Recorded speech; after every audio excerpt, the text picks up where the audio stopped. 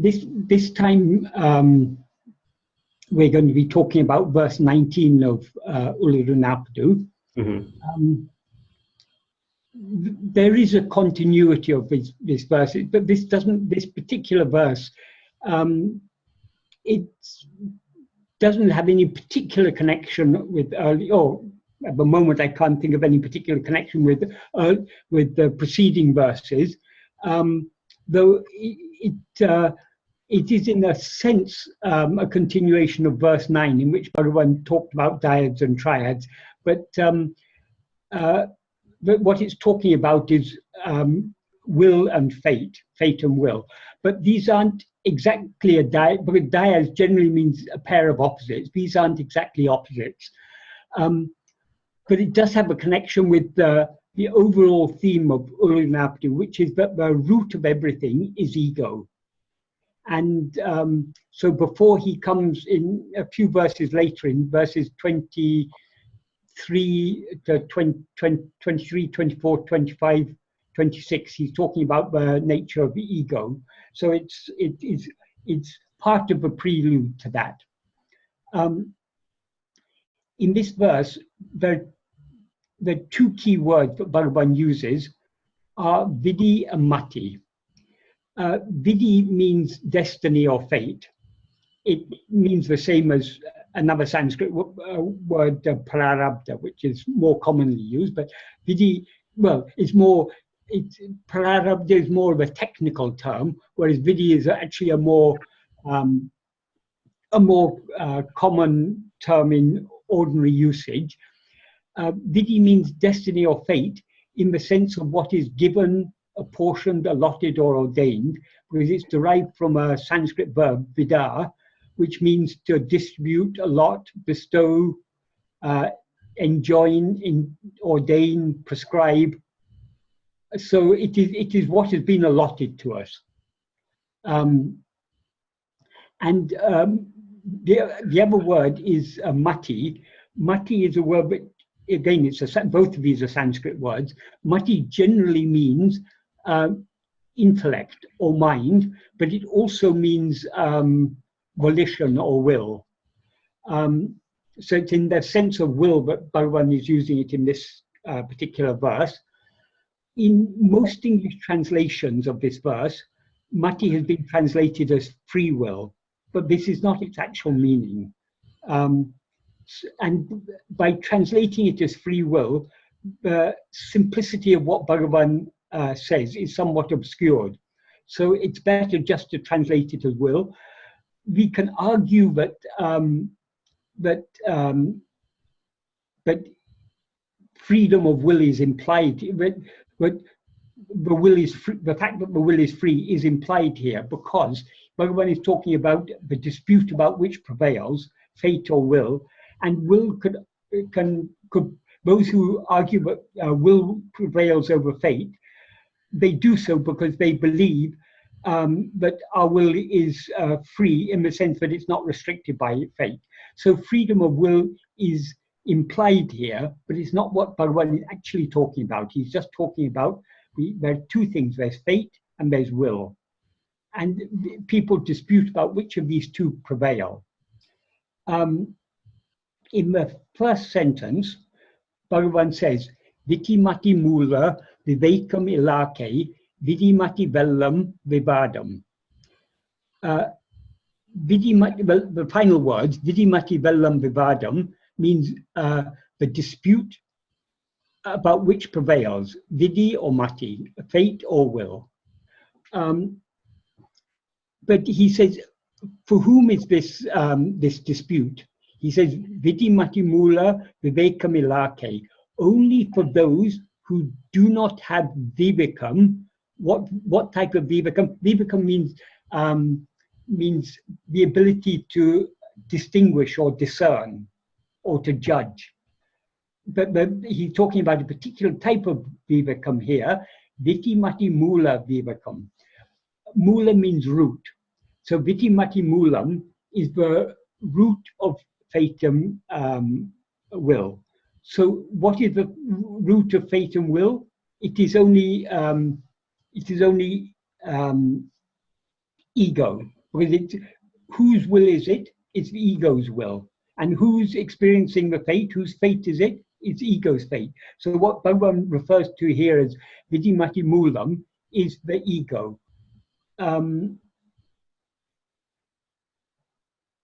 Mūla means, one meaning is root, but it also can mean the base, the foundation, or the origin. So the ego is all these things. It's the root of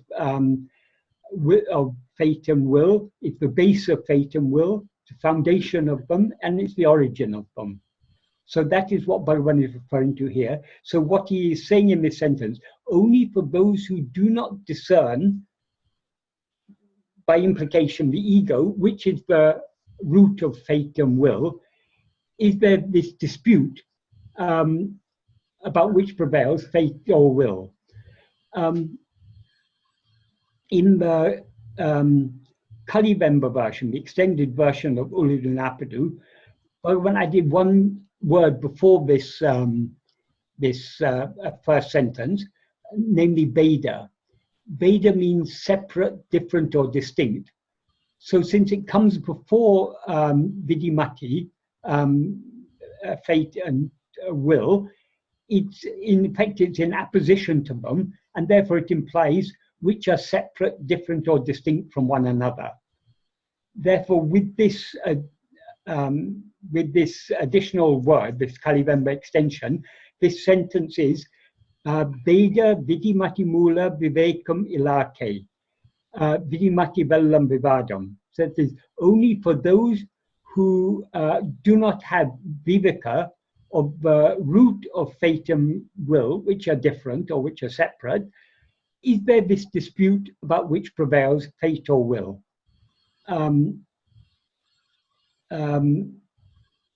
So it's sometimes the Kalivemba extension is very significant. Here it's not particularly significant, but when it's simply pointing out will and fate are two separate, distinct things, though they are connected in a particular way, but nevertheless they remain distinct. So Bhagavan is implying in this sentence that we shouldn't get engaged in these disputes about fate and will. Our purpose should be to investigate whose will is it, whose fate is it. Some people reading this verse superficially, they come to the conclusion, oh, Bhagavan has said that whatever is destined to happen is going to happen. So Bhagavan says everything is predetermined. Therefore, this verse, Bhagavan is rejecting free will. That is not at all the meaning here. Bhagavan accepts, but so long as there is ego, there is both will and fate. I will explain this in more detail after going through the next couple of sentences. In the next sentence, he says, vidhi-matigaṭku, or mudal taṇṉai, uṇarndār, avai taṇandār. That means those who have known themselves, who is the one origin for fate and will, have discarded them. Here, mudal means more or less the same as mūlam in the first sentence. Again, it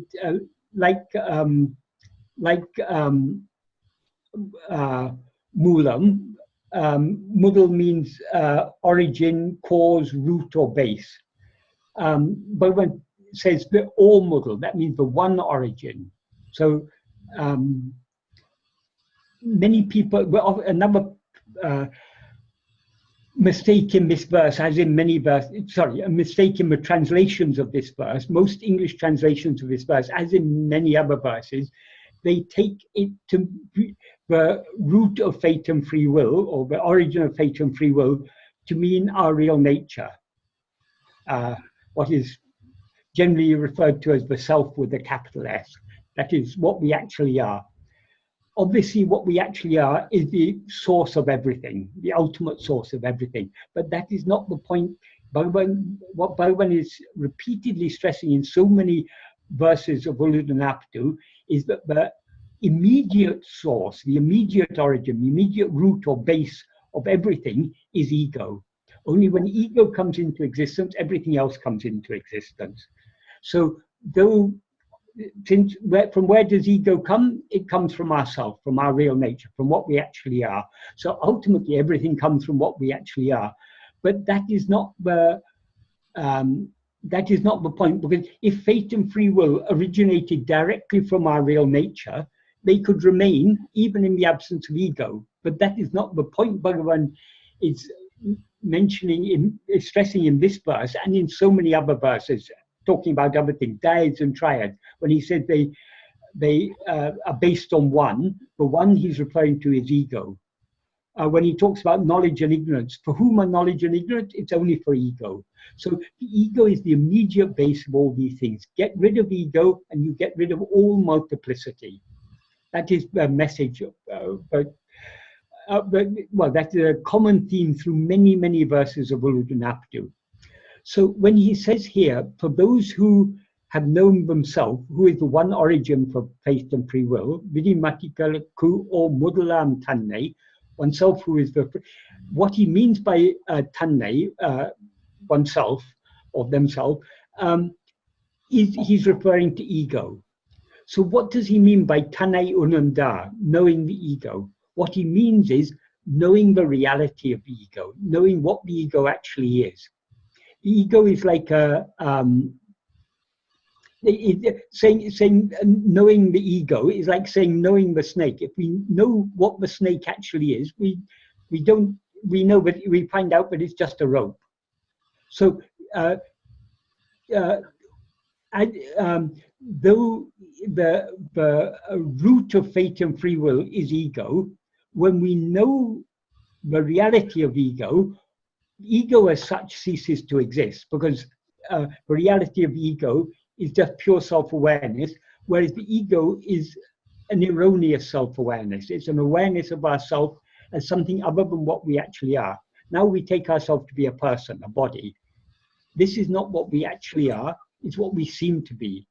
So the ego is an erroneous, a mistaken self-awareness. What we actually are is just pure self-awareness, self-awareness devoid of any adjuncts.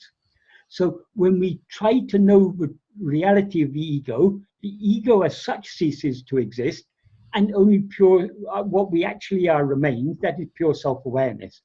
So when he talks here about those who have known themselves, who is the one origin for fate and free will, he implies those who have investigated themselves and known the reality of the ego, which is that the ego is the base for fate and free will. He says, taṇandār, avai taṇandār, they have discarded them. How have they discarded them? Because when we know what we actually are, we thereby discard the ego. Because we can't be aware of ourselves as we actually are and be aware of ourselves as ego, since ego is just a false awareness of ourselves. So when we're aware of ourselves as we actually are, ego ceases to exist. When ego ceases to exist, everything that is based on the ego also ceases to exist, including fate and will. Because whose will is it? It's ego's will. It's ego that has so much desires, and that therefore engages in karma, and therefore experiences the fruit of karma as its fate. So, and the fate is, because the fate is the fruit of the ego's past actions, it is to be experienced only by ego. So in the absence of ego, there's neither fate nor will. There's only just pure self-awareness, which is infinite self-love, because we love ourselves, and it's from that self-love, that love for our real nature, which is happiness, that our will comes into, the ego's will comes into existence. Because as soon as we rise as ego, we separate ourselves, so to speak. Obviously we can never separate ourselves from ourselves, but we seemingly separate ourselves from what we actually are. That is, we no longer experience ourselves as we actually are when we experience ourselves as ego. So in effect, we have separated ourselves. But since we separated ourselves from the infinite happiness, which is our real nature, we are dissatisfied. That dissatisfaction gives rise to so many desires, because we see so many other things, and we think, if I get this, if I have more food, I'll be happy. If we're hungry, we think food will make us happy. If we've got all we need, if we've got all the food, clothing, and shelter we need, our desires don't stop because we're still not satisfied. So we want more possessions, we want more money, more wealth, more power, more this, more that. It is impossible for the ego to be satisfied. Whatever it seeks to achieve, if it achieves it, it wants something else, because whatever it achieves never satisfies it. Satisfaction can be attained only by merging back into our source and remaining as we actually are. So the ego is in a constant state of, the very nature of the ego is dissatisfaction. Dissatisfaction gives rise to desire. From desire, all other elements of our will, fear, hopes, aspirations, cares, concerns, likes, dislikes, all these arise out of desire, which arises out of our dissatisfaction because we have separated ourselves from what we actually are. So when we know what we actually are, when we know the reality of the ego, which is the base of fate and free will, the origin of fate and free will, we will have discarded them. That why we discard them? Because when we know what we actually are, we discard ego. When we discard ego, we discard everything else along with it. And then in the next sentence, Bhagavan asks a simple little question: sārvarō piṇṉum avai. Will they thereafter be associated with them? That is, they is here referring to those who have known themselves and have therefore by discarded ego. So having discarded ego, how can we have any connection with desire or any other element, any other desire, fear, hope, likes, dislikes, or any of these cares, concerns? How can we be associated with any of these, either with our will?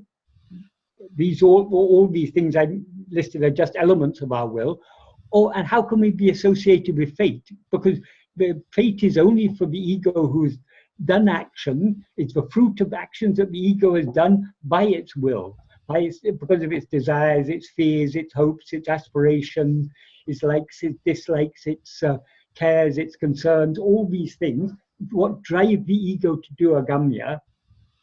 And the fruit of agamya is experienced in a later life as prarabdha, according to what is allotted by God. But when asked, will they have any association with them? Will they be connected with them in any way? Answer: it's a rhetorical question. Obviously, the answer is no. I mean, in the final sentence, he says, sāṯṛu, say. And tell me, will they have any? He doesn't say tell me. It just says say or tell.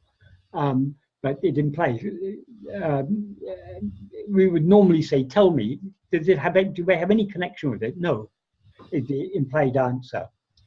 In the Kali Vemba version, but this final word, sāṯṛu, it's an imperative, which means say. In the Kali Vemba version, Bhagavan extended it as sāṭṛuvai. Sāṭṛuvai is an optative or a more polite form of imperative, so it means may you say. So may you tell me, may you say, may you tell me, will they have any connection with them? No, is the implication.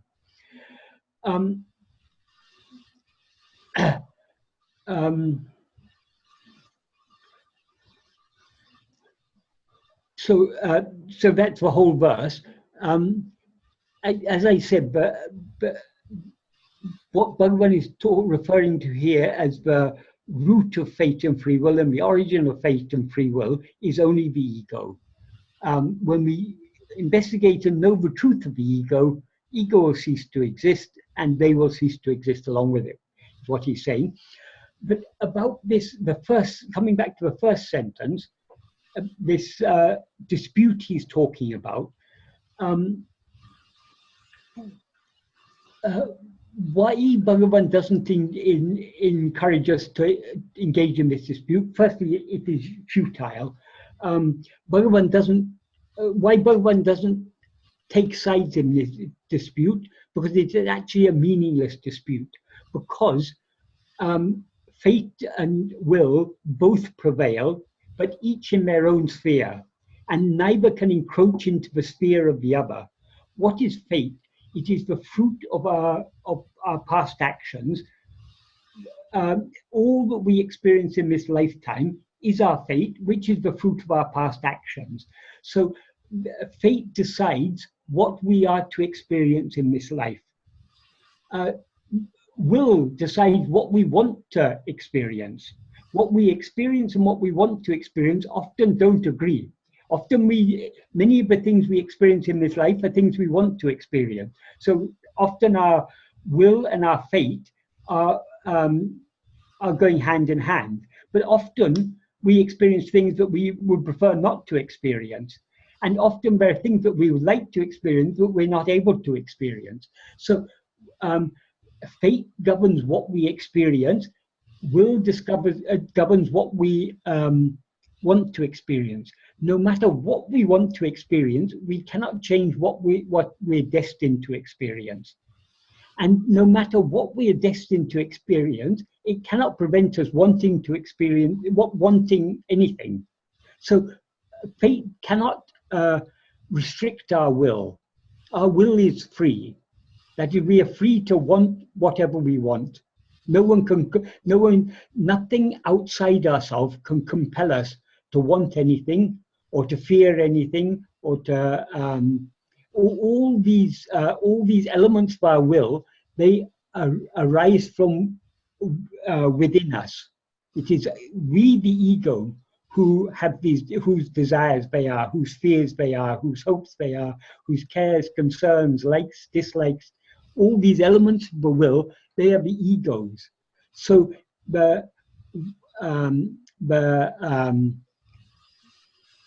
our will is free, not the will itself, because it's the will is jada. It has no. If you have a desire, the desire is not aware of its own existence. It is we, the ego, who have that desire. So when we talk about freedom of will, what we are saying is ego is free to will whatever it wills to will, to want whatever it wants to want. It is the will is entirely in the hands of the ego. Nothing outside can compel the ego to like anything or dislike anything. It is entirely in the ego's hands. So because the ego has a will, it can also surrender its will. So that freedom we have, that is a very basic. If we didn't have free will, if we didn't have freedom of will, we wouldn't even be free to want to follow Bhagavan's path, to want to surrender ourselves, to want to investigate ourselves, to want to know ourselves. If we happen to want to surrender ourselves, that wouldn't be in our hands. It would be because something outside had determined it. But that is not the case. Obviously, it's up to us. Whether do we want to surrender ourselves or do we not? It's up to us to decide whether we want to. And nothing can prevent us wanting to if we want to. And if we don't want to, nothing can compel us. So we, the ego, are free to want whatever we want, or to fear whatever we want to fear. So our will is entirely in our hands. So in that sense, the ego is free. The freedom of the ego to want whatever it wants is what is called freedom of will or free will. But what Bhagavan is talking about here is just will. He doesn't mention the term. He doesn't mention the term freedom at all. He doesn't mention the idea of freedom at all. But it's obviously implied here. So the ego is free to want. It's the fate cannot determine what we want. What we want is our choice. But what we want cannot determine what we are to experience, but that is determined only by fate. So these two, fate and will, each prevail in their own sphere, and neither can encroach into the sphere of the other. By our will, we cannot change our fate. Our fate cannot change our will. so this dispute about, if you argue about, oh no, fate fate always prevails. Yes, fate does prevail, but only in its own sphere. What we are to experience, we cannot change that. Fate does prevail in its own sphere. Other people say, no, will prevails. Yes, they're correct. Will prevails in the sense that we can want whatever we want to want, but we can't necessarily experience what we want to want unless it's in our prarabdha. So each of two independent spheres, and each is a ruler of its own sphere. The only area in which there seems to be a conflict between fate and will is in terms of the actions we do, because fate is concerned only with what we are to experience. Fate is what we are destined to experience. But in order to experience whatever we're destined to experience, we have to do certain actions. If it is my fate tomorrow to be knocked over by a car while crossing the road, at that moment, I will make a wrong decision, and I will think I can cross the road quickly before the car comes, and I'll be hit by the car. That action of crossing the road, that decision to cross the road at that moment, is driven by fate. So that I cannot change. That is my intellect is at that moment, my decision-making faculty is driven by fate, and accordingly my bodily action is driven by fate, because according to the decision I make, I act on it, and I'm hit by the car. But that doesn't mean my will has nothing to do with that. Quite probably, I also want to cross the road quickly because I'm impatient, because I want to get somewhere quickly. I'm thinking about other things, so my will is also playing a role there. But whether I wanted to cross the road quickly or not, fate will make me cross the road quickly and be hit by that car. The actions that are required for us to experience whatever we are destined to experience, we will be made to do. But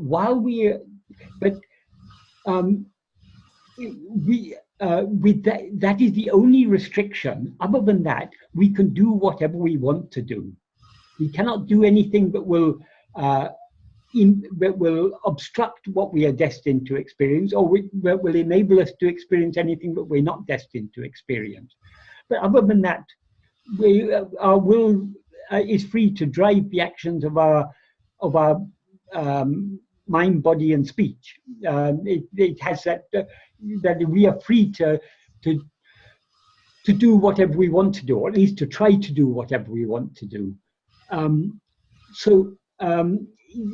Even in the realm of action, the demarcation between actions driven by fate and actions driven by will is very clear.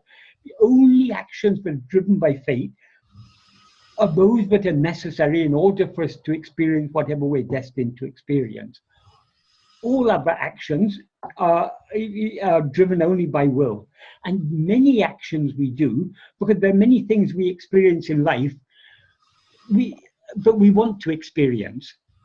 So it's my destiny to experience the sweet taste of chocolate.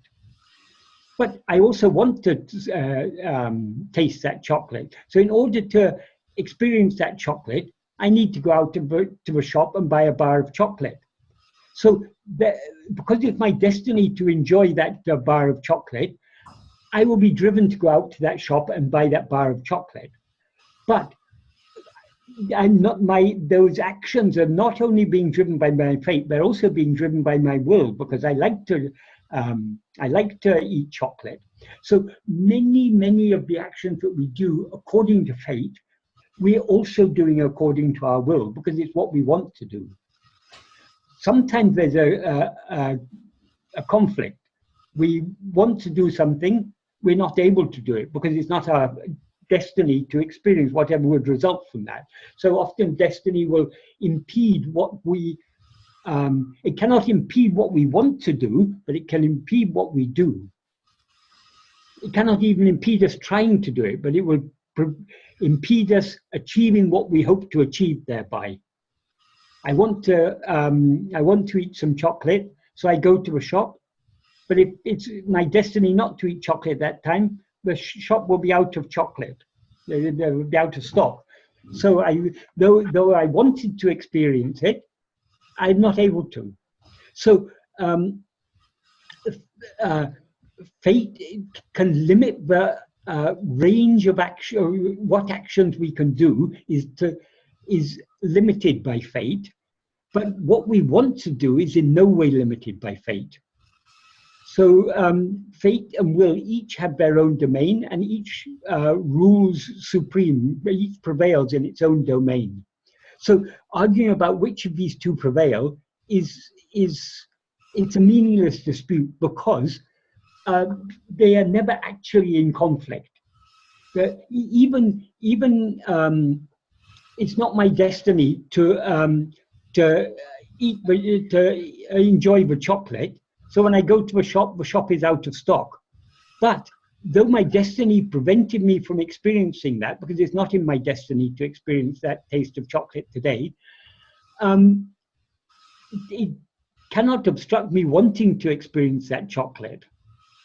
So since my desire for that chocolate is frustrated, I begin thinking where else can I get chocolate, and my mind is agitated by that. So our will is constantly at work in the midst of all that we are destined to experience or not destined to experience. The will is constantly working away, and what we're destined to experience cannot in any way obstruct us wanting to experience something different, or wanting to experience what we are destined to experience, which is often the case.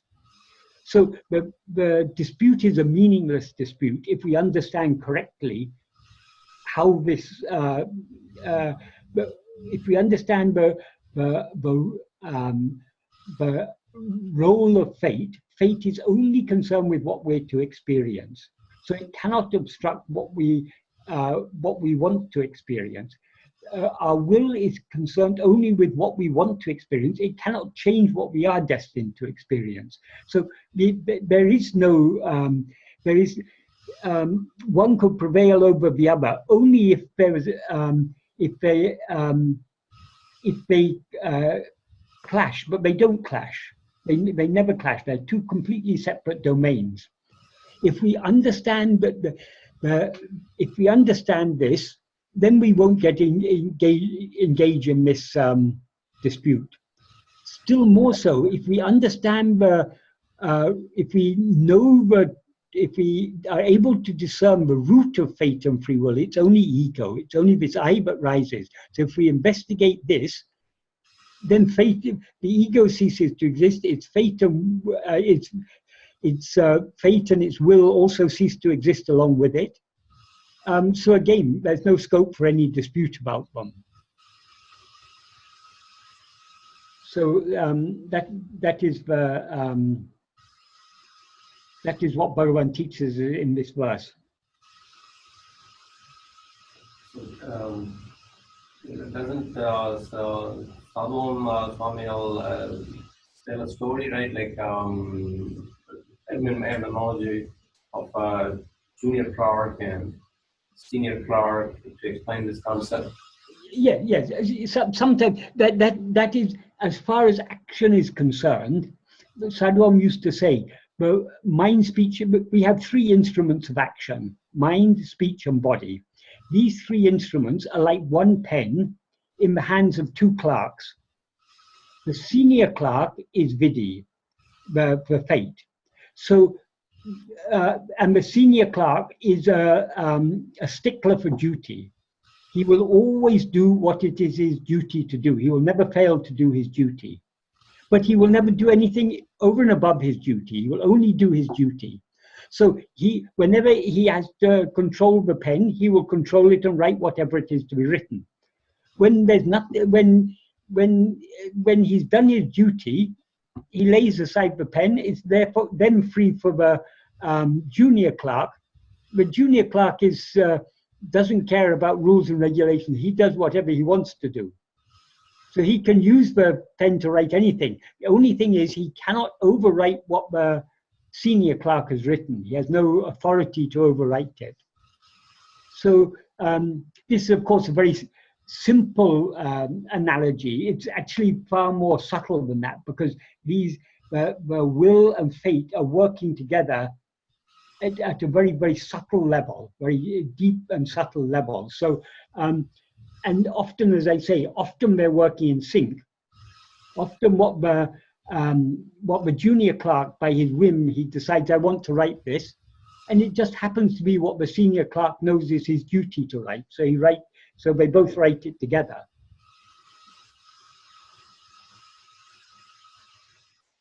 So the message behind this verse is not to preoccupy yourself with this debate, but to know that this is moot if you realize yourself, or then you're not bound by the actions of your karma. And yes. But Bhagavan is always, the whole point of all Bhagavan's teachings is all the problems arise because we have arisen as ego. Because we have arisen as ego, we're dissatisfied, so we have likes and dislikes, so we engage in actions to satisfy our desires and to avoid the things we fear. And because of that, those actions we do yield fruit. Those fruit we have to experience as fate. This whole cycle of karma, it all originates from ego. The first thing to rise is ego. The second thing to rise is the ego's will. And because the ego is dissatisfied, it immediately has a will, has likes and dislikes, has desires. Everything else is everything else originates from the ego's will. Bhagavan says the whole world is nothing but thoughts, and all thoughts are plants that have sprouted from seeds. Those seeds are our vasanas. The vasanas are the elements of our will. So everything comes from our will. Even the fate we experience, where does it originate from? It originates from our will, because we wanted to do certain action, because we wanted to experience certain things. We did certain action, and we now have to experience the fruits of those actions we had done in the past.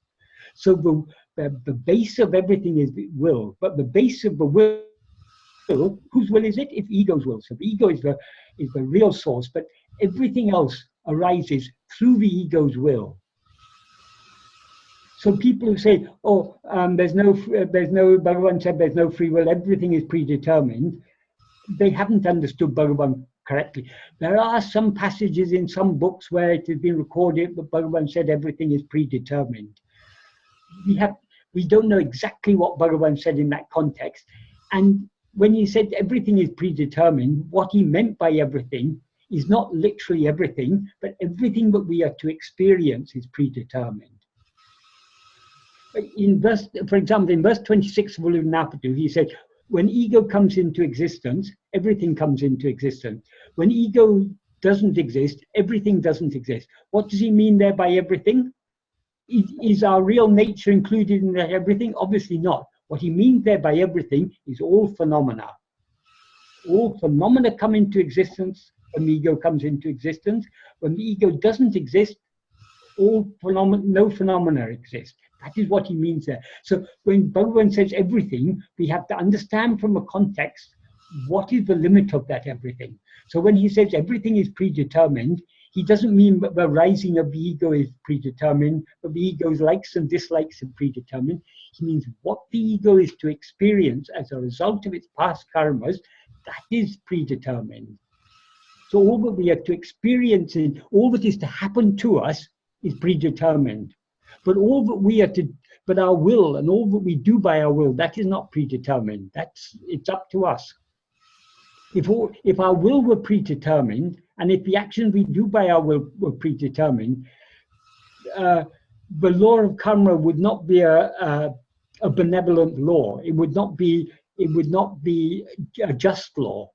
And then we'd be experiencing the good and bad fruits of actions for which we had no responsibility because we were made to do them. That would not be a just, or it would not be it would be a meaningless system. The law of karma has a purpose. The ultimate purpose of the law of karma is to wean us away from our desires and to turn us back within. That is the ultimate aim. Why God ordains our prarabdha, our fate, as it has been ordained, because this is the conditions that are most favorable to our developing the spiritual maturity, the purity of mind, to want to turn within. So long as we have many desires that drag our minds outward, we don't even want to turn within. Even to begin to want to turn within, we need a certain degree of purity of mind. That we get by receiving blows, and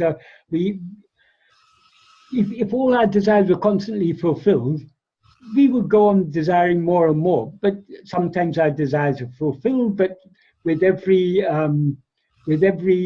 sweetness comes some pain.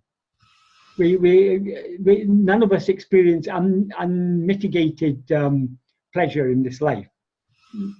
Pleasure and pain are dyad; they go hand in hand. So by undergoing so many experiences ordained by God as our prarabdha, we slowly come to understand we are never going to find satisfaction in this external world. Whatever we may desire, whatever we may achieve, nothing is satisfactory.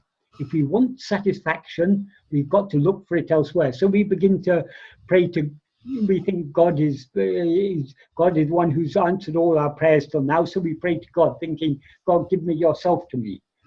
Well, God isn't something other than ourself. So in order to remove our ignorance, God appears outside as Guru and says, the God you are seeking is within you. Turn within. So the function of Guru is to turn our attention back within. And then when we turn our attention back within, when we surrender all our desires, all the desires, hopes, fears, likes, dislikes, all the pravritti elements of our will, all the elements of our will that are dragging our mind outwards, when we surrender all those and develop the love to turn within, then only we will experience true and infinite satisfaction, because that is our real nature. So only when we experience ourselves as we actually are will we be truly satisfied. And who will experience itself as it actually is? The ego can never experience itself as it actually is, because when it tries to experience itself as it actually is by investigating itself, it ceases to exist because it's a false self-awareness. And what remains is pure self-awareness, which is eternally satisfied, eternally happy, because happiness or satisfaction is its very nature.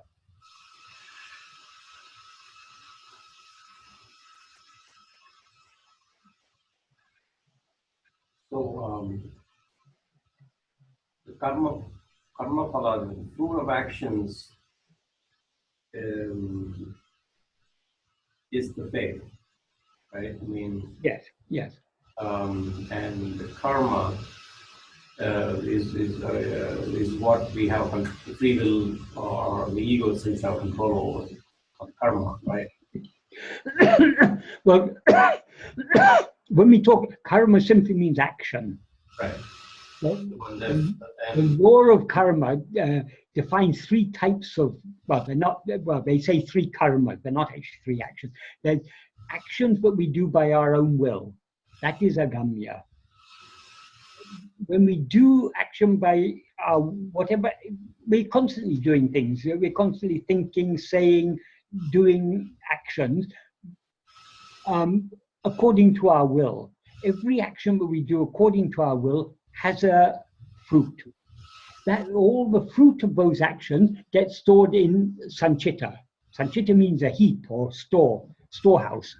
So from that sanchita, in every life, we we are able to experience, if we live for 70 years, there's a limit to what we can experience in those 70 years. So all that we experience in those 70 years are according to our destiny.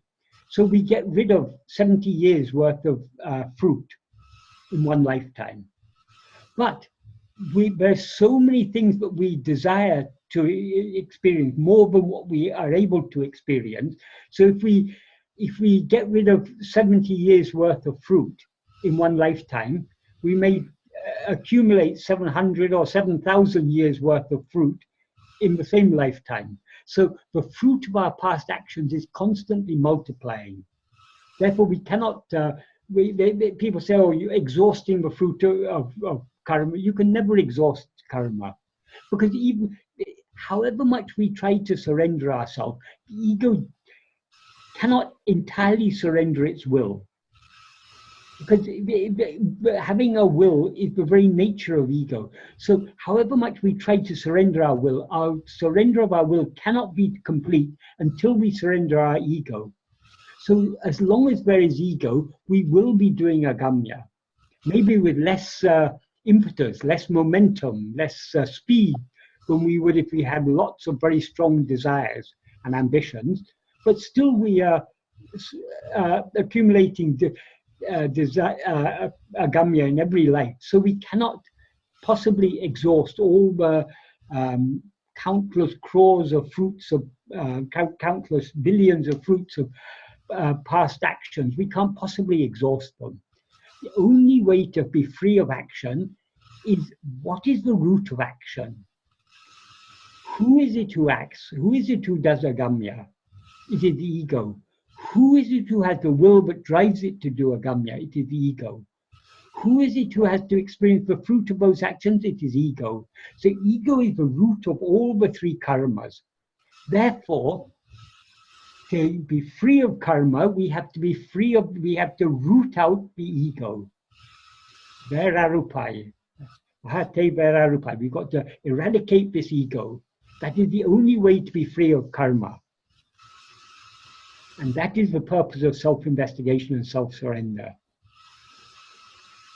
So where are the root of ego? Yep. So the purpose. Sorry, no, I was going to say something. Why Bhagavan teaches this law of karma is not to make us dwell on this subject a lot. Very simple facts are, we cannot change what we are destined to experience. We're going to experience that. We cannot change that one iota. If we understand that, we will give up trying to, or we'll give up. Well, we cannot completely give up wanting to. If we are to undergo if we know tomorrow we have to go to hospital to undergo some painful procedure, we would certainly prefer not to undergo that painful procedure. So we want not to have to undergo it, but we know, okay, it's my destiny, I have to undergo it, so we submit ourselves to it. We try to minimize our dislike for that experience. Like that, there's so many things we have to experience. We try to, Bhagavan says in Nanya, virupu verupu rendame verupu takkadu. So both faith and both likes and dislikes are both to be disliked. That means we have to give up all our likes and dislikes. If we have no likes and dislikes, nothing will be painful for us. Nothing will be unpleasant. Why any experiences, okay, we're starving, we don't have any food. That's a very unpleasant experience. We're desperate for food, or we don't have enough water, we're desperate for water. It's unpleasant. Why is it unpleasant? Because we have desire for water, we have desire for food.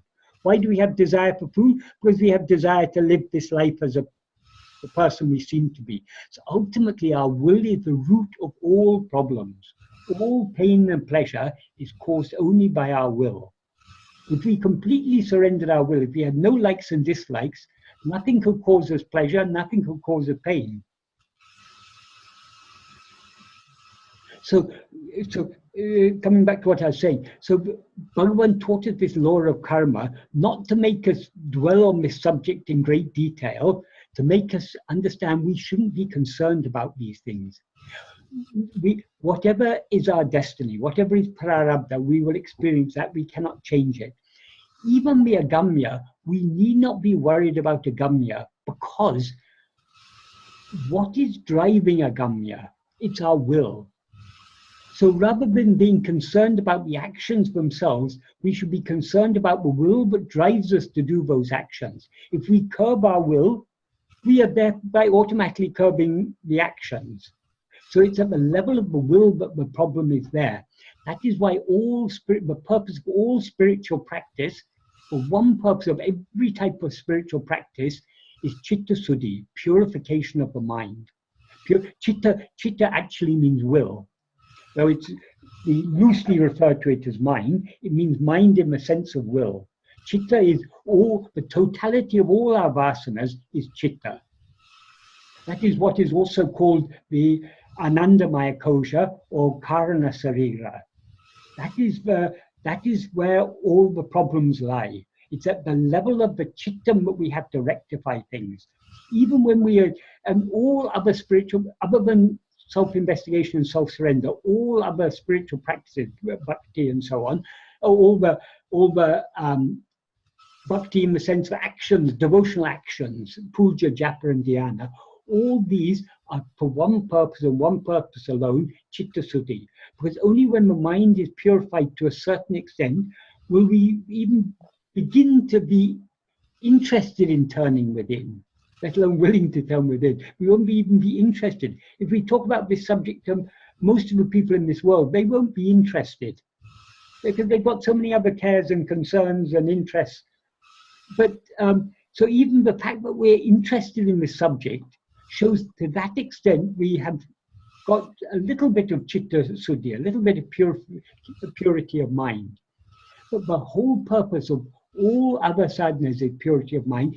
Even the purpose of self-investigation and self-surrender, though these are the only means to eradicate the root, the ego, even then the purpose is to purify the mind, because it's the desires that prevent us from turning our...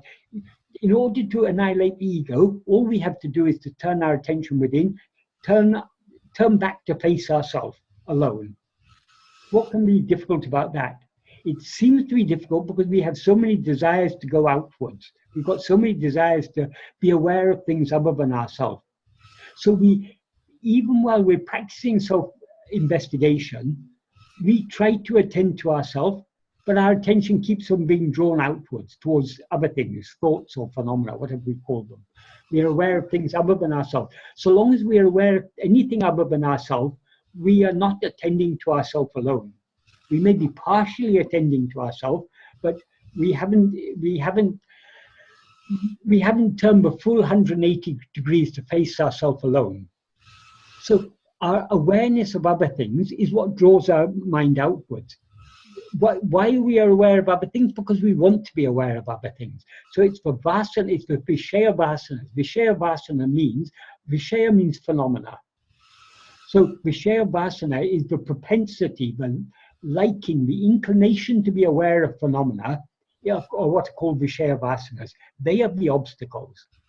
So the whole purpose of our practicing this self-investigation is to weaken our vishaya vasanas. At every moment we have a choice. Either we face ourselves or we face other things. To the extent that we choose to face ourselves, every moment when even if we're turning only 10%, 10 degrees, 20 degrees, 30 degrees towards ourselves, a little is better than nothing. And every time we try to restrain the outward going flow of our mind and turn it back within, we are making a choice there. We are deciding to try to be aware of ourselves rather than to be aware of other things. Every time we make that choice, we are strengthening our love to be aware of ourselves alone and weakening our liking to be aware of other things. That our liking to be aware of other things are what are called vishaya vasanas. So the weakening of our vishaya vasanas, that process of weakening our vishaya vasanas is what is called the purification of the mind. Because what are the impurities in the mind? Nothing but our vishaya vasanas. So the whole purpose of all spiritual sadhana is to purify the mind.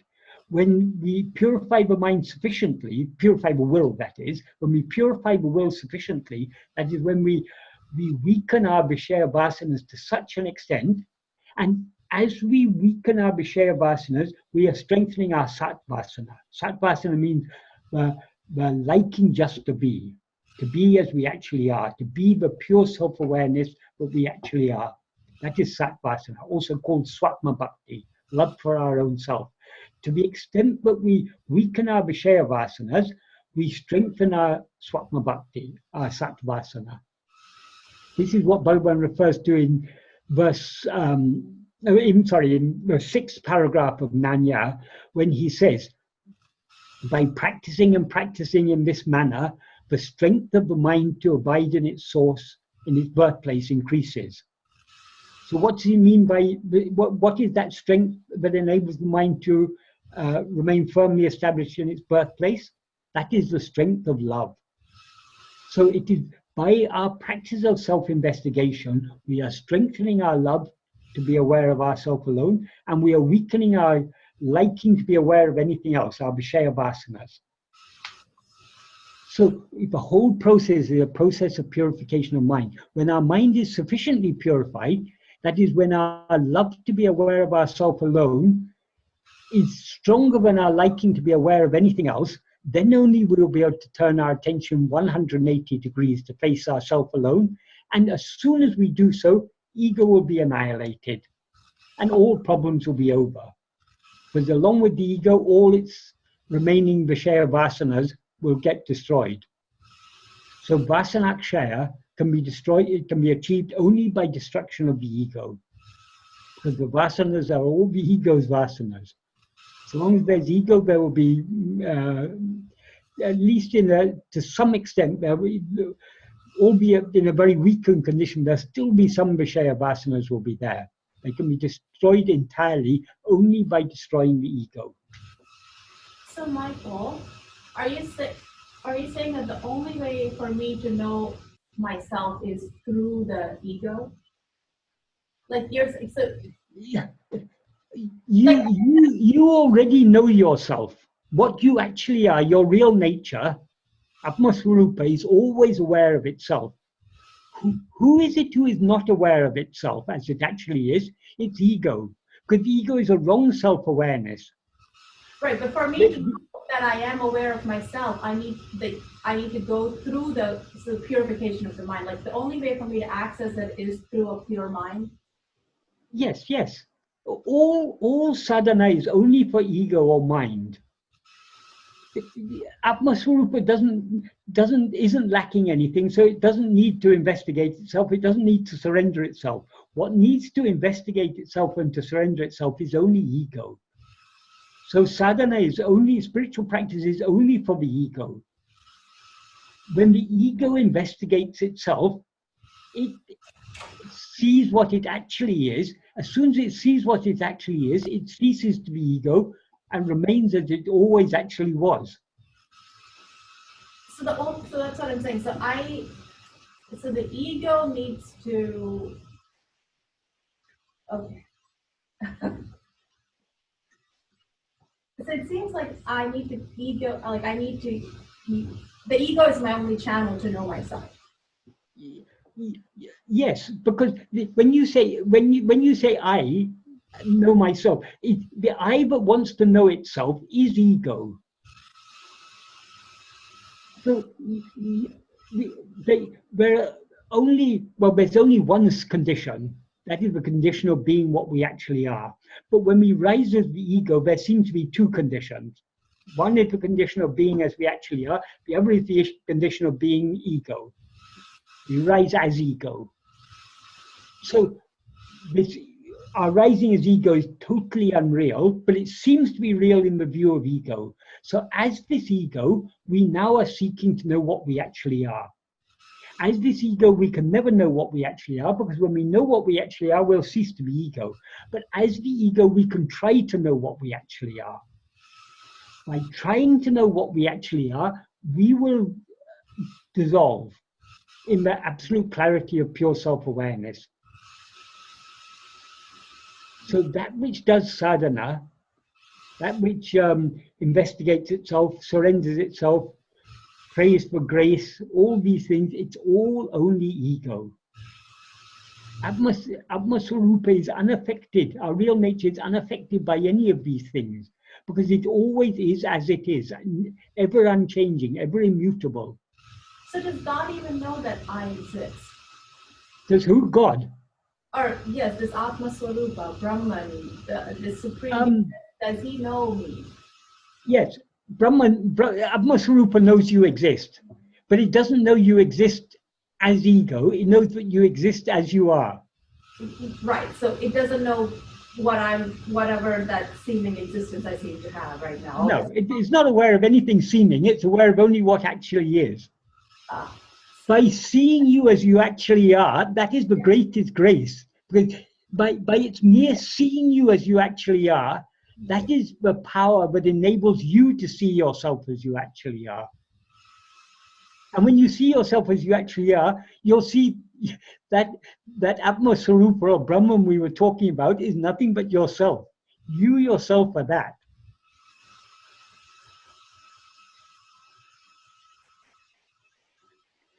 Bhagavan says in the 15th paragraph of Naṇñā, just like the sun, which rises without ichcha, sankalpa, or yatna, without liking, without intention, without effort, just like the sun rises without that, yet everything happens in the world just by its mere presence, by the mere presence of the sun.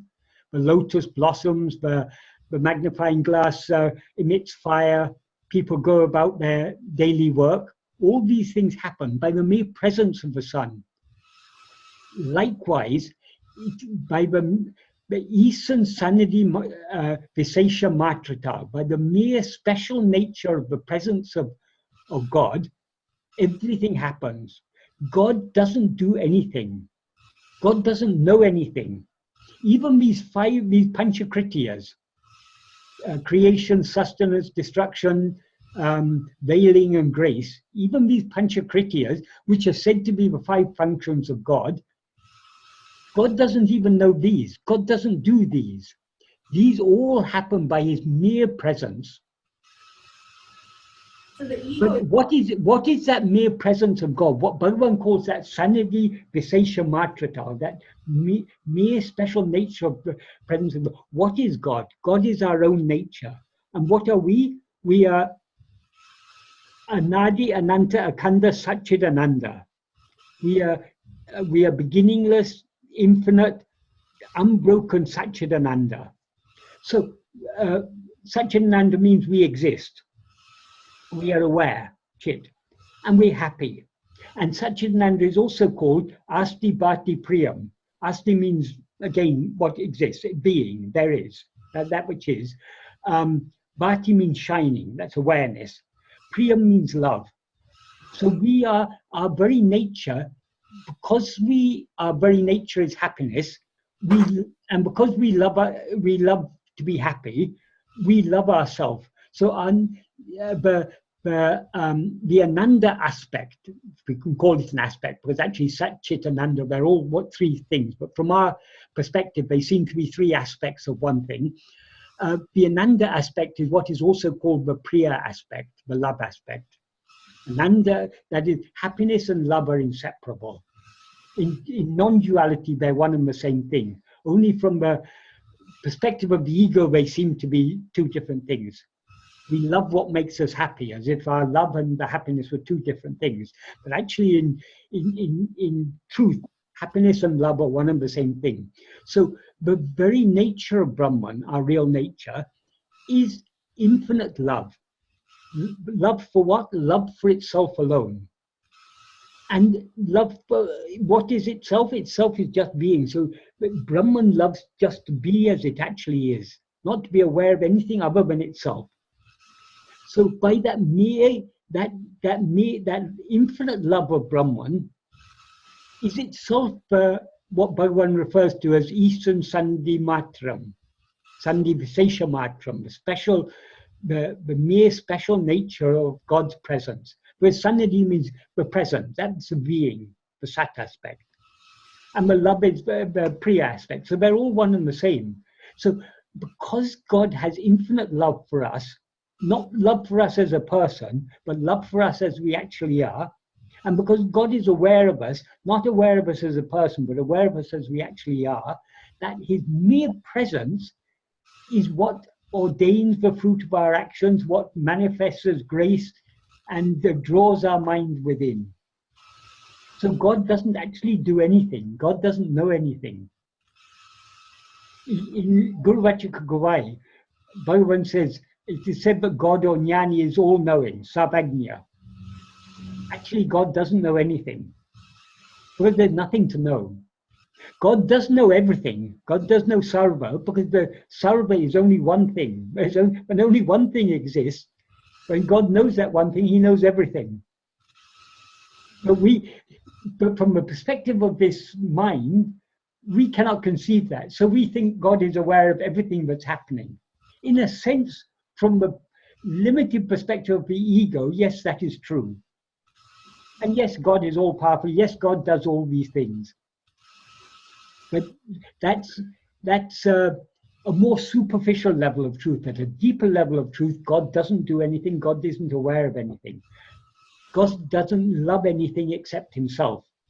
But by loving himself, he loves everything, because nothing is other than himself.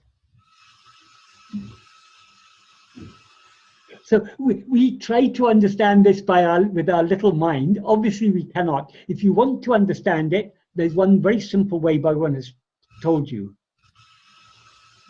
Turn and look within. See yourself. See yourself and you see everything. The whole thing will become clear then. But the whole thing will then be just one thing. Because there's nothing else to be clear about.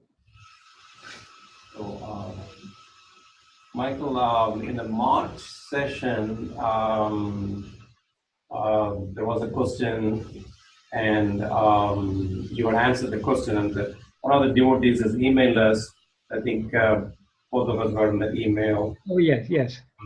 And he wanted more clarification on that point. So I'm going to just have Dean read his whole email, and you can explain it. So not just the devotees, I think his name is Sanjeev, at this team, but also others can benefit from the explanation. So here you go, Dean. Yes, I'll do that. Okay. Many thanks for the discourses on Uḻḷadu Nāṛpadu and posting it on YouTube. I started listening to them less than a year ago and listened to all of them a couple of times.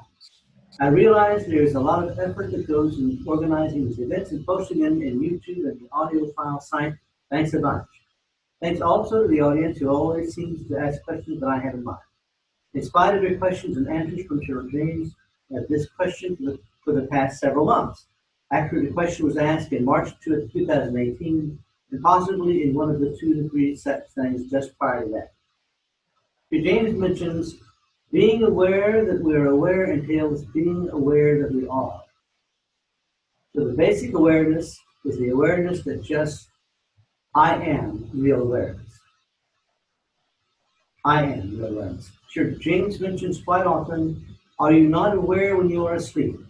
And one of the audience said, I know that I slept only from inference. Sri James says, did you not know that you slept? The audience goes silent and no further questions on this topic is asked. This happens time and time again in Houston or in London, same. In my case, the only way I know I slept is by inference. I know the time when I went to sleep, the alarm clock wakes me up, although I don't know what happened during the in-between time, assuming deep sleep. That is the only way I know I slept. It would be nice if Sir James could throw some light on this topic, either in this email or in future sessions. Okay, Sanjeev says he doesn't know what happened when he has slept. The reason for that is very simple. Nothing happens when we sleep. When we wake up, we then become aware of the world, and we ask people, did anything happen when I was asleep? And they say, yes, sir, last night there was an earthquake in such and such a part of the world, and somewhere else there was some other disaster, and there's a war happening here, and something's happening there. Read it all in the newspaper. So we think, and if we ask other people, some of our friends may have been on night duty working in a hospital or something. They said, yes, I was awake all night. The world was still very much here. But Bhagavan said, calling on the evidence of the world calling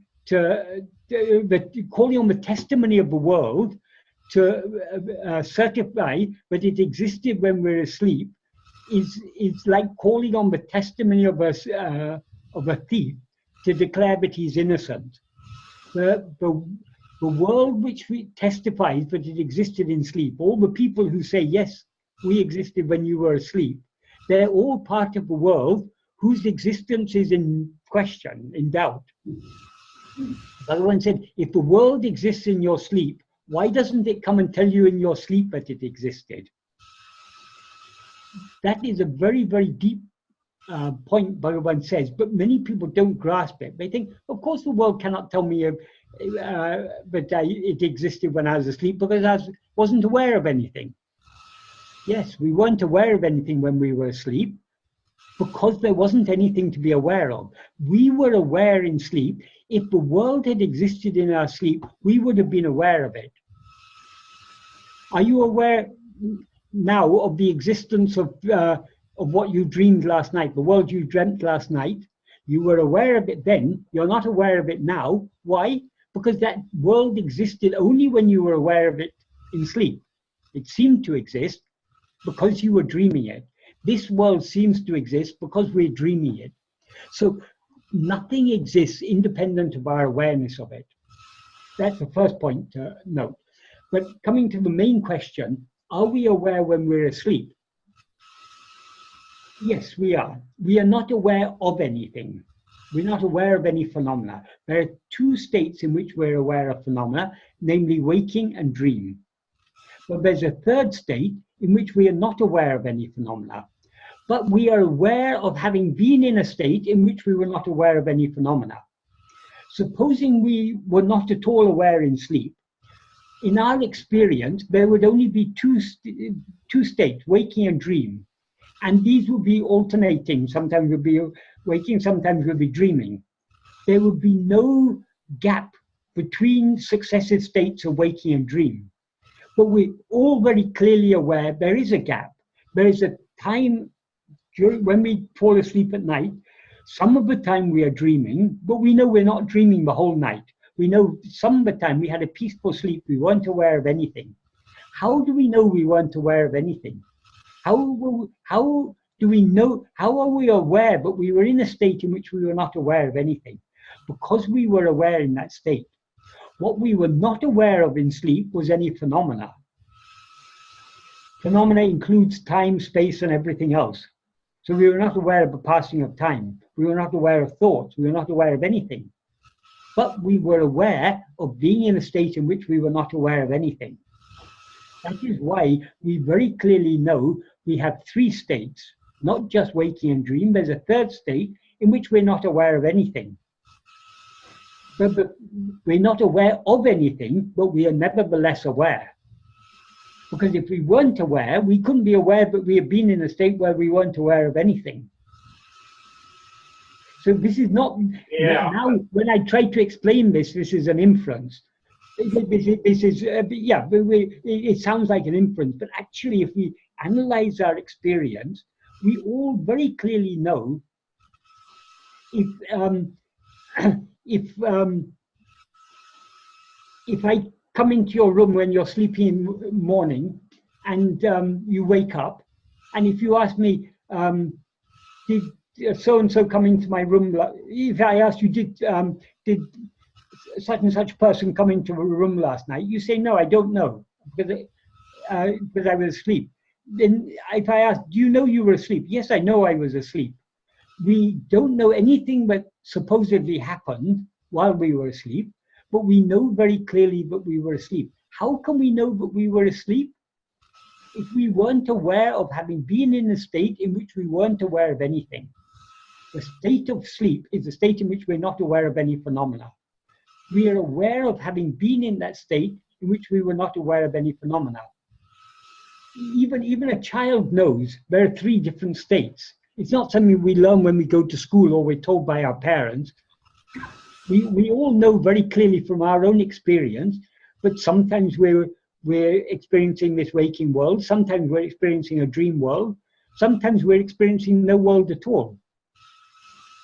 How do we know that we're ever in a state where we're not aware of any world or any phenomena whatsoever? Only because we're aware of having been in that state.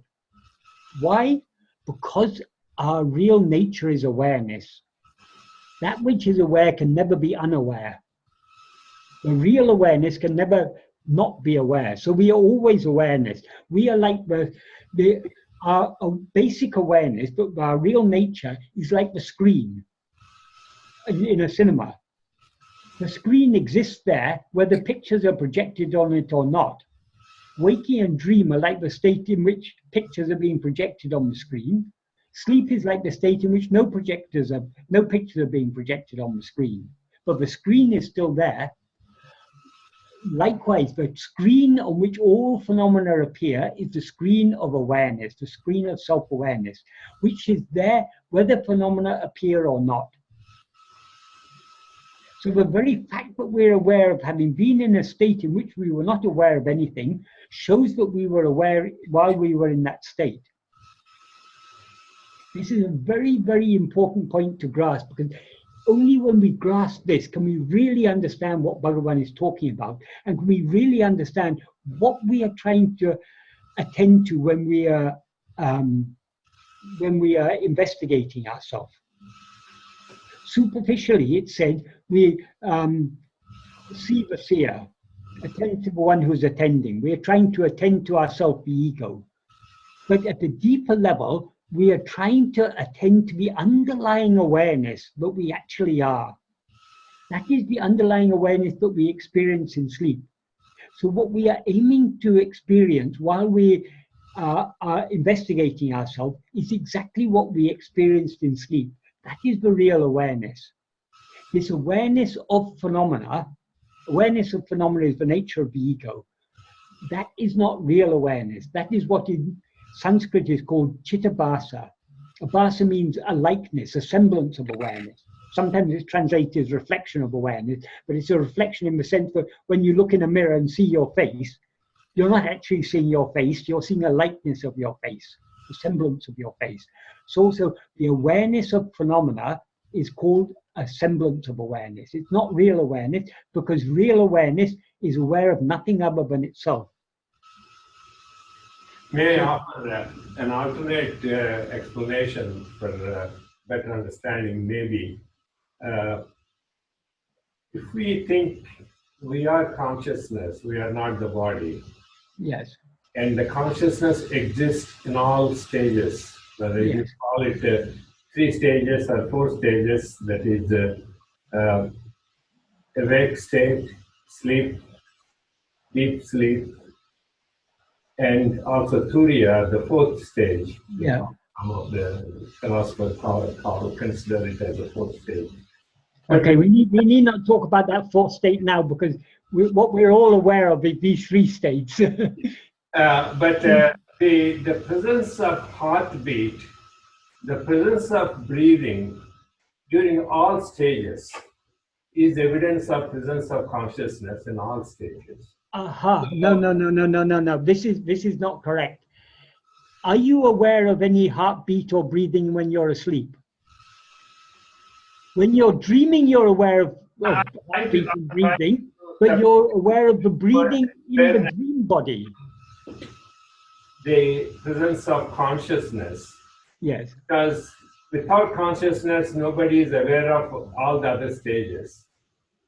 So the consciousness, the evidence of presence of consciousness is objectively talking, materialistically talking, is the presence of heartbeat and the breathing. So that's an evidence that consciousness is existent in all stages. But heart beating or breathing is not evidence of consciousness.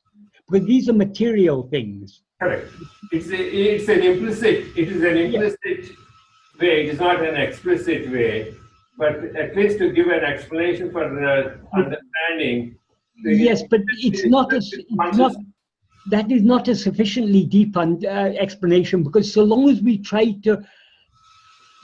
base our explanation on anything objective, anything other than ourselves, we are missing the point. The whole point of Bhagavan's teachings is all these phenomena, including the body we seem to be, its heartbeat, its breathing, all these things, these appear when we rise as ego, take this body as I, then we're aware of these things. In dream, what happens to the heart beating of this body? We're not at all aware of this body. We're only aware of some other body, just like we now take this body to be I, we then take that body to be I. Bhagavan said neither of these bodies are I, because they appear only when we project and grasp them as I. In sleep, neither of these bodies exist. So we cannot depend on anything objective, anything external to ourselves, anything other than ourselves, anything other than awareness cannot be proof of awareness. Now, you see me talking to you, giving some explanations and everything. You assume, you see, when I say you see me, you see a person, a body, and you infer there's a mind in that body because it's answering questions and everything. And you therefore assume that this person is conscious just like you are. But how do you know I'm conscious? You are aware of only one awareness, that is your own awareness. Because you because you as ego mistake this person you now seem to be yourself, you take this person to be aware. So every other person, you assume every other person is aware. But how do you know? In sleep, you see so many people, you assume they're aware of the world just like you, because they answer questions. You can have a discussion on Bhagavan's teachings in your dream. And some people may even clarify some of your doubts or present things from a different perspective. And you while you're dreaming, you naturally assume those other people are all aware just like you are. But as soon as you wake up, you recognize that all those other people were just your own mental projection. Not only all those other people were your own mental projection, even the person you seemed to be in dream was your own mental projection. So according to Bhagavan, there is actually only one ego. There's only one who is perceiving all this. That is the one who perceives all this is the dreamer. You are that. I totally understand and I totally agree with you what you say, but for those of us who do not understand, they have yes, but Bhagavan himself used to, you had to come down to people's level. When it comes to explanation, Bhagavan would explain at a level that people could understand. But what I'm saying is, when Bhagavan said about the awareness that we're aware in sleep, this obviously can be grasped only by people who are ready to understand things a little bit more deeply. So long as we think heartbeat or breathing is evidence of awareness, we are not questioning very deeply. Because in dream you see other people. If you put your hand on their chest, you'll feel their heart beating. You can see them breathing. And you assume at that time that they're aware, but when you wake up, you find none of those other people were aware, because they were all your own mental projection, as was their heartbeat and their breathing. So heartbeat and breathing cannot be evidence of awareness. The only evidence of awareness is awareness, because awareness is swayam prakasa, is self-shining. It illumines itself. To know everything else, it has to be illumined by awareness. To know awareness, no other awareness is necessary.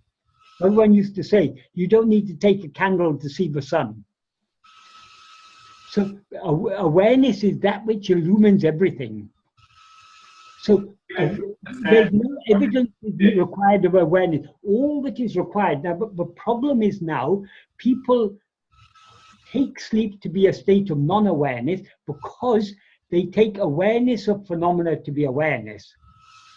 But we are aware even when there's no phenomena, as is evident by our experience in sleep. We experience a state in which we're not aware of any phenomena. To experience anything, we must be aware. So we must have been aware in that state. This is the only adequate way to explain this. This is how Bhagavan used to explain it. But not everyone could grasp this. There are many people who went away saying, no, I'm not aware when I'm asleep. It's okay. Jnana is there. But it's okay for Bhagavan to say that because he's a jnani, so of course he's aware during sleep. But I'm an ajnani, so I'm not aware during sleep. But they're missing the point. So even if you talk about the dream state, even though when you wake up you realize it was not a real thing, you did not experience in the external world, you did not interact with the external world. That's again by seeing that things that had happened during the sleep state or during the dream state, you don't see them anymore, and then you realize, oh, it was only a dream. No, the reason when we are dreaming, the dream seems real. As soon as we cease that dream and come to this dream, that dream seems to be real. The reason for that is what makes whenever we are in any state where we're aware of phenomena, that's any dream, even our present waking state, according to Bhagavan, is just another dream, no more real than any other dream. Why our current state, our present state, always seems to be real? The answer is very simple. There is only one thing that is actually real, and that is you. When you experience yourself as a body, when you're aware of yourself as a body, because you are real, the body seems to be real.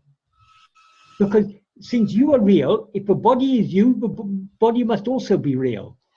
And since the body is part of the world, the body can't be real and the rest of the world unreal, the whole world must be real. So in dream, because we experience a dream body as ourself, as I, that dream body seems to be real. And because the dream body seems to be real, the whole dream world seems to be real. When the dream comes to an end, our identification with that dream body is broken. As soon as our identification with that dream body is broken, we at once recognize, oh, that was just a dream. It was just my mental projection. So those people weren't, everything in that state was just my own mental projection. Why our present state, it seems to be real for exactly the same reason. Because we experience a body as I, because I is real, if a body is I, then body must be real. And body is part of the world, so the whole world must be real. So in any state we experience, we always experience that state as real. The world we experience, everything we experience in that state seems to us to be real. But what is actually real is only ourself. True. It is well said many, many times for a long time. Brahma, Satyam, world is an appearance. Yes. Or Jagame Vidya. Jagam. Yeah. Yes. I totally understand that concept. I'm not contradicting with that, but I'm trying to even artificially dividing into even three stages, three states of mind: the awake state, the sleep state, or the dream state. It's a psychological subdivision or partition into three states. Yes, but actually, according to Bhagavan, there are only two states. There's dream and there's sleep. But why we say there's a third state, waking, is because whatever our current dream is, the present dream always seems to be waking. It always seems to be real. So this seems to be another state. But actually, according to Bhagavan, this is just another dream. So we have two states. We've got dream and we've got sleep. In dream, any state in which we experience phenomena is a dream. Any state when we do not experience phenomena, that's what we call sleep. what is real, the phenomena appear and disappear. But what is in sleep is present even now. What is all that remains in sleep is our self-awareness, the awareness that we actually are. That awareness, ourself, is present even now. Because we say, I slept, I am awake, I am dreaming. The I is common to all the states. So I alone is real. In sleep, there's only I, nothing else. In dream or so-called waking, there's I plus other things, plus phenomena. So the base of what remains in sleep is what always exists. What appears in waking and dream is just a ephemeral appearance.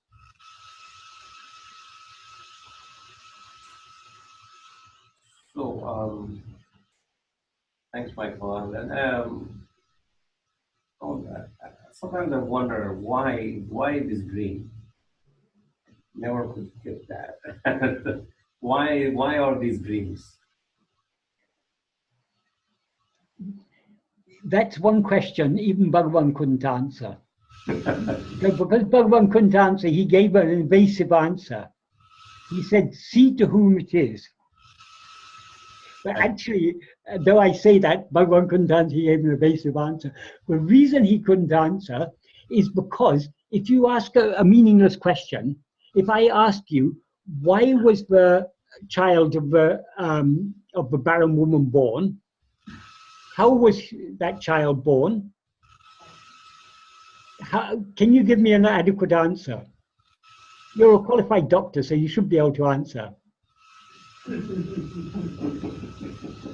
We look up to you for your professional knowledge. How was that child of a barren woman born? But I don't know, that's one point where I get stuck.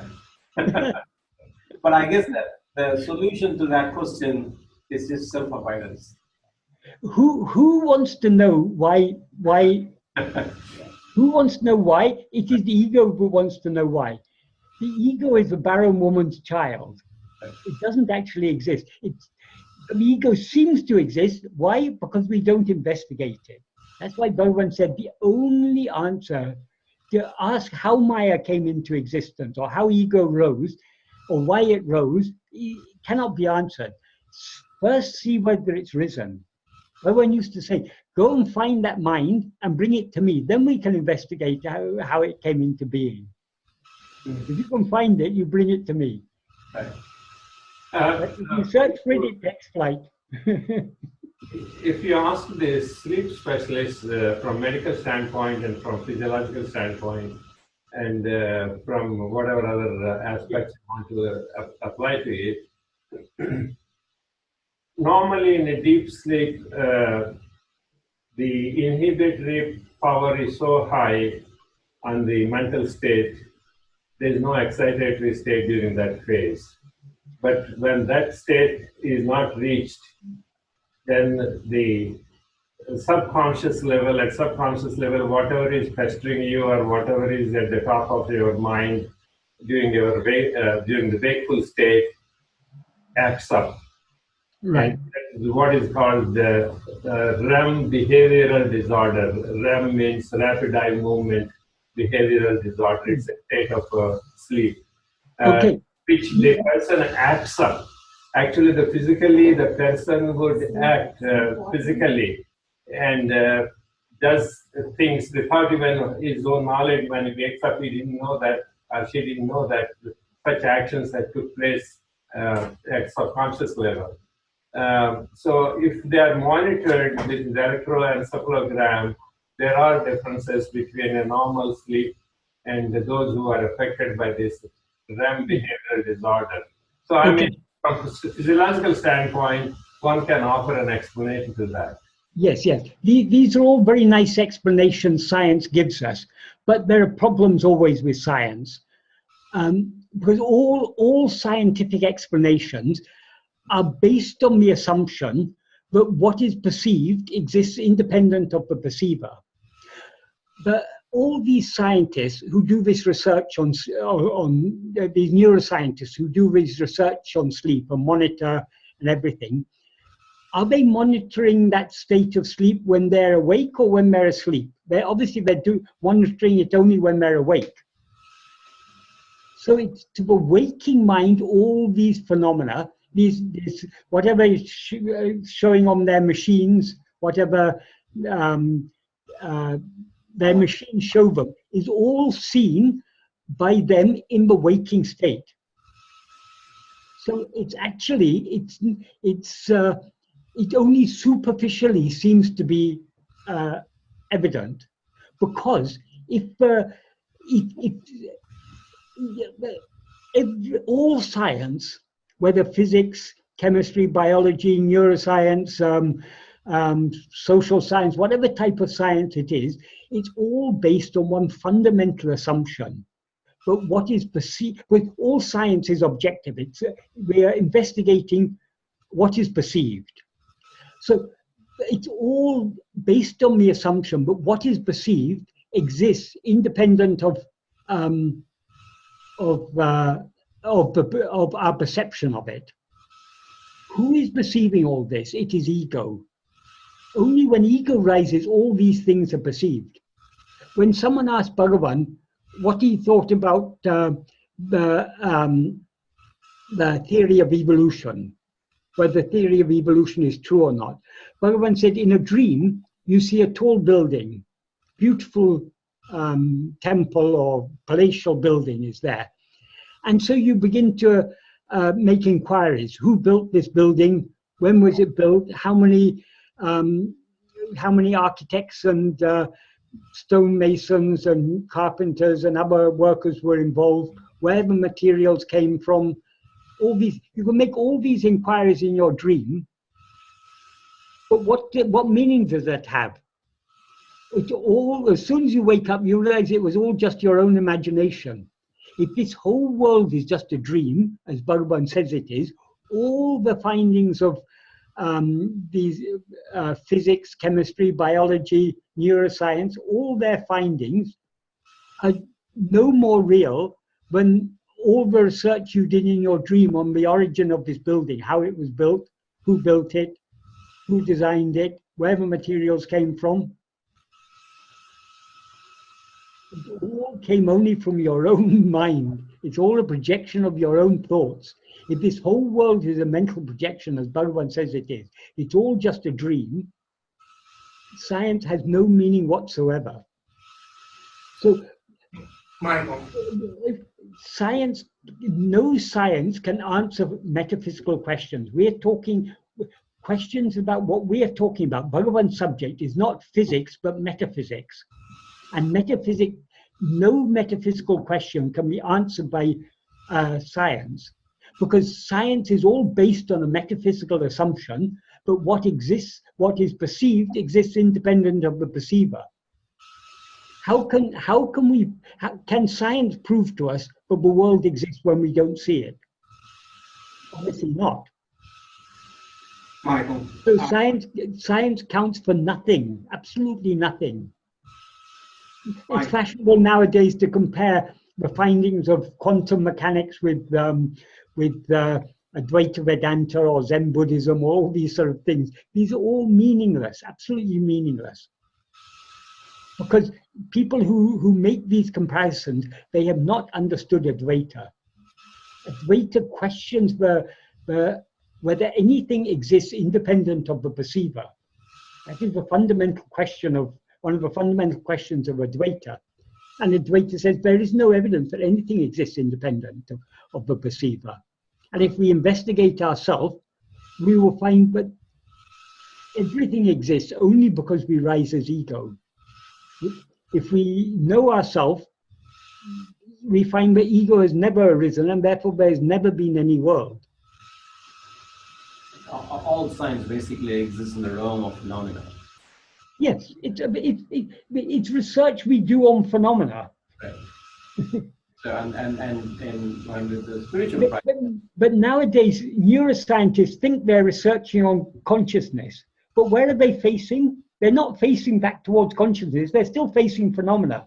They think they can find an explanation for consciousness by monitoring what's happening in the brain. And all that They're looking in the wrong direction. exactly. Exactly. It's like turning your back on the sun and trying to investigate where the light comes from. But Michael, If you want to know where the light comes from, you have to look at the sun. Right, that's phenomena. Right. But then one saying stay away from phenomena. your own brain is a Michael, no, I'm just saying, like, you can't open your own head. Like, you gotta break somebody else's skull. Like, you can't break your own skull too. Well, we're still dealing with the physical. So, Right. like, I want to go back to what today was all about for me, was that it just plucked into my mind, finally, that when I wake up from a dream, I'm in another dream. So that gives me the opportunity to know there's another state Yeah, of being. Right. So that simplification yeah, gives me a lot of access just to even interact with you with a person on a wall that's going to be there when we turn the screen off. And you know what I mean? When we turn the screen off. So just having that, and because we went really deep today, more than my comprehension could take, because I'm going to have to listen to this again. I'm going to have to listen to this again to pick up stuff that I missed. But thank you. I got it. That I woke up from a dream last night to I'm in a dream right now. That I get to figure it out from here. We can. I don't know whether you've ever experienced it. I've found quite often in the morning I wake up from a dream, and then I wake up again, because the first dream the state I woke up into first time was itself another dream. Yeah, it's layered. But now, because we're in this state, this seems to be waking. So we say, at last now I'm in the proper waking state. Yes, right. But this so-called proper waking state is actually, according to Bhagavan, just another dream. Yeah. So that's where I am now. So thank you. Yeah. Michael, are some dreams easier to wake up from than others? Yes, how easy it is to wake up from a dream depends on how strongly you're attached to the body in that dream. People often say, when we're dreaming, it's just a fleeting experience, and 1 minute you're in Houston, next minute you're in Delhi, next minute you're in Moscow, and you're talking to your father, and then the next minute it's a friend from the office or something. There are dreams where this sort of everything is very unstable. The reason for that is because in such dreams, our attachment to the body we then experience as I is a very weak attachment. So from such dreams, it's very easy to wake up. But there are also dreams we have at night that are much more real than that. But everything seems to be seems to be as real as this world. We sometimes wake up from a dream wondering, it was so incredibly realistic. So there are different qualities of dream, because how substantial, how solid and consistent a dream seems to be depends on how strongly we're attached to the body. Now we're very strongly attached to this body, so this present dream seems to be all very consistent. Now you're in Houston, you're not going to next minute find yourself in Tiruvannāmalai or in London or some other place. You're very well rooted in Houston now. Why are you well rooted in Houston? Because you're so well rooted in the body which now seems to be in Houston. If you were less well rooted in this body, sometimes when we're falling asleep, we're in a state. We're sometimes in a state which seems to be like between waking and dream. We're still half aware of a waking state, but we're getting dream-like images are coming. So we're slipping between a dream and waking. So that means even in this waking state, we're sometimes in a very unstable state. Because why this occurs when we're falling asleep? Because we're letting go of our attachment to this body because of tiredness. So then we're in an unstable state. So many of the dreams in sleep that we experience in sleep, though we're experiencing those dreams because of our vasanas, our desires to be aware of other things, but we're still very tired. So the dream is a very unstable one.